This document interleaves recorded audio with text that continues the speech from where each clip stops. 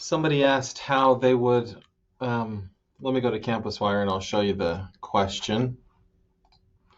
I was wondering how to better manipulate data sets in R. For instance, the airport data set, I was able to get the averages for the flights within each airport, but it was hard to get the averages for the days of the week. So this video is designed to show you how to get that data as that answer. So the first thing I'm going to do is read in the data set. It's in my downloads. It's this airport data set, right?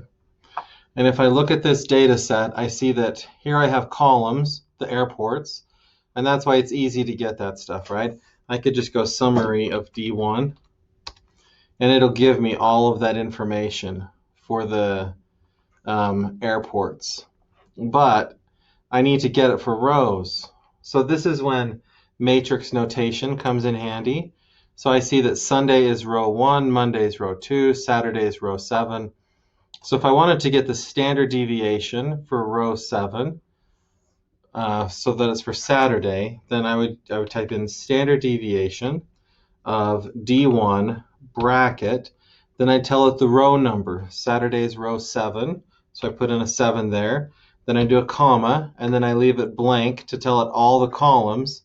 Then I have to put in na.rm equals true, just to make sure it gets rid of missing values. And then I get the standard deviation for Saturday. If I wanted to get it for Friday, I would put in 6. If I wanted to get it for Sunday, I'd put in 1. All right, so if it were me, I would just do this for every day of the week. 1, 2, 3, 4, 5, and then I think I'll have them all.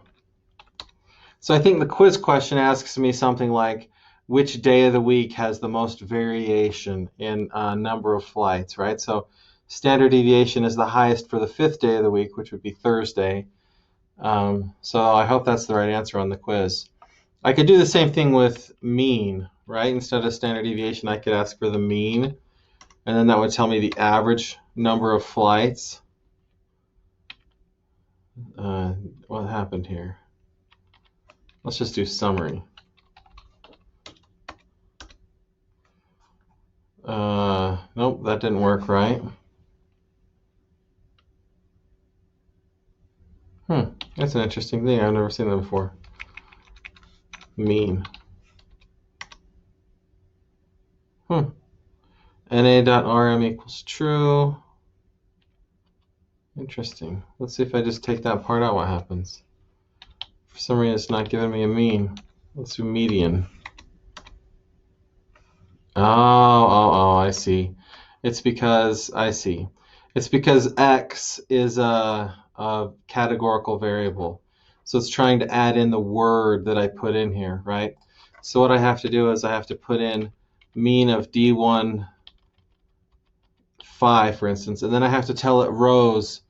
This is row 1, 2, 3, 4, 5. I have to tell it rows 2 through 5.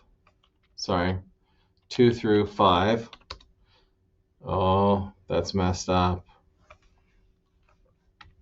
All right, let's just see 2 through 4. So for some reason, it's not recognizing these as numeric values. That's a problem. So what I do in situations like this, because this is such an easy data set to deal with, something like this, if it's causing me this much problems, what I do is I just open the data set in Excel, because then it's easier to work with in Excel. So now that I have it in Excel, if I needed the mean, I just go equals mean, or actually their command is average. And then I select these ones, and then I do parentheses. And then once you've got this code in here, you can just do that and drag it down, and it'll tell you the average for all of them. So sometimes R is not ideal for things, right? This might be one of those times, in which case I'm sorry that if you had a lot of time on it, but I promise you, every time you spend trying to figure out things in R and get frustrated and do something that works better. It's all learning. It's all good for you. So keep it up. Don't quit. Keep going. Okay, now I'm going to end the video whenever I figure out how to do that.